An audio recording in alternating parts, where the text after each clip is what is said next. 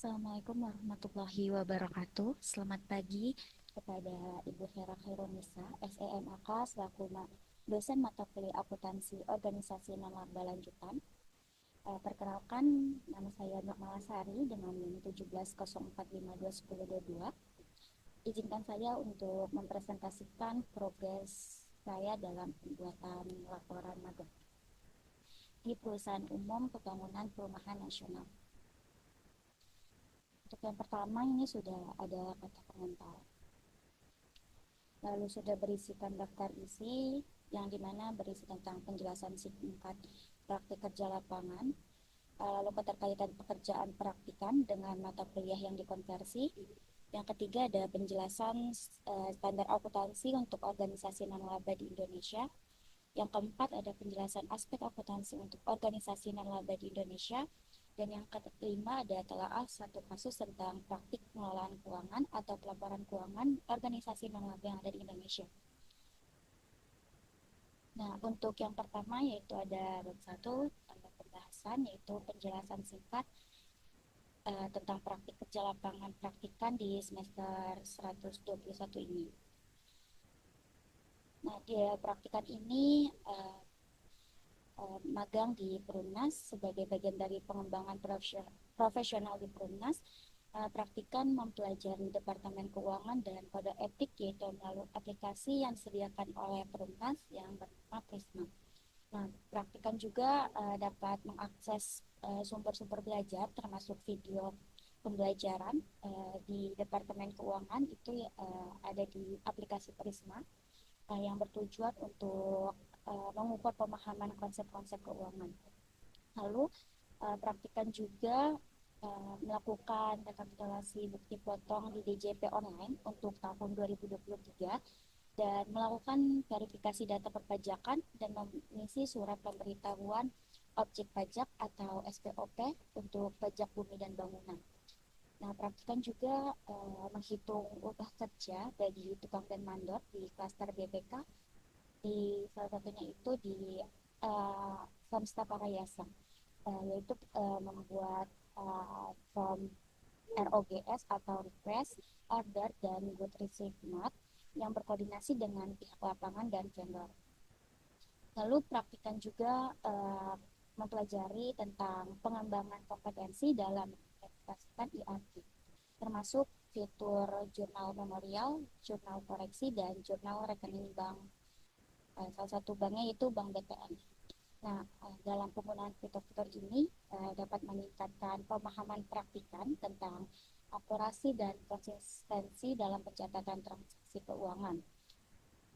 Dan implementasi ERP ini juga diharapkan dapat meningkatkan keterampilan praktikan dalam menghadapi tantangan di dunia kerja. Lalu yang kedua yaitu 1.2 tentang keterkaitan pekerjaan praktikan dengan mata kuliah yang dikonversi. Implementasi ERP atau Enterprise Research Planning memiliki keterkaitan erat dengan mata kuliah yaitu komputer akuntansi, karena keduanya ini berfokus pada pemanfaatan teknologi untuk mengelola proses bisnis secara efektif. Dan dalam mata kuliah komputer akuntansi ini juga mahasiswa belajar menggunakan berbagai perangkat lunak akuntansi untuk mencatat transaksi dalam penyusunan laporan keuangan. Nah, untuk sementara itu, ERP ini mencakup sistem terpadu yang menghubungkan fungsi-fungsi bisnis seperti akuntansi, keuangan, manajemen inventaris, dan sumber daya manusia dalam satu platform. Dan pemahaman konsep ERP ini membantu mahasiswa melihat gambaran yang lebih luas bagaimana sistem akuntansi berintegrasi dengan proses operasional lainnya dalam perusahaan.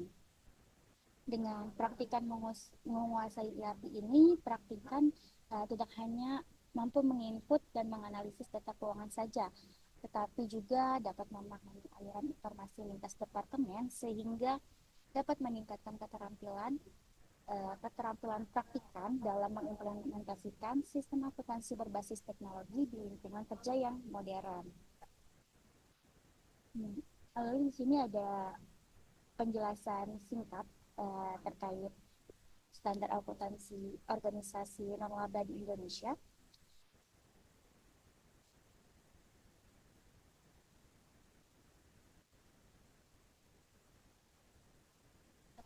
Di Indonesia ini organisasi non-laba ada seperti yayasan, lembaga amal, organisasi sosial, dan lembaga keagamaan yang mengikuti pencatatan dan pelaporan keuangan yaitu PSAK 45.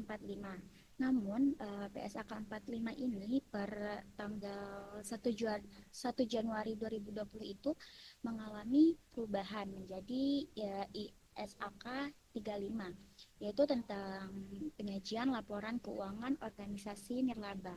Dan ini tuh mulai berlaku di 1 Januari 2020.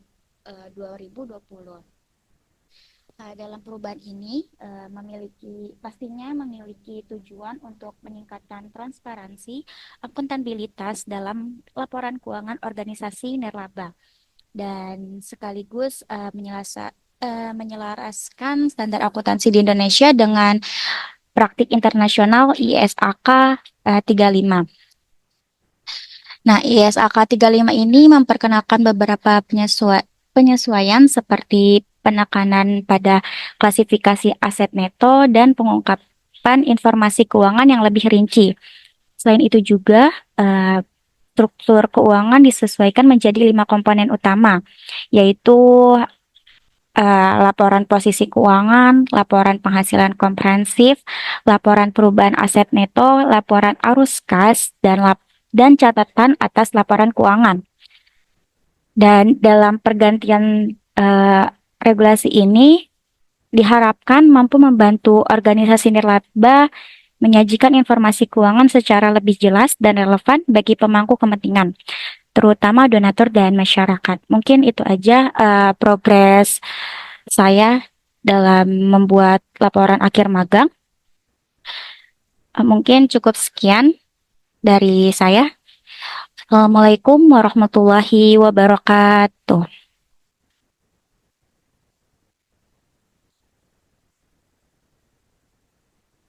Có cái qua cái chữ qua cái tình trạng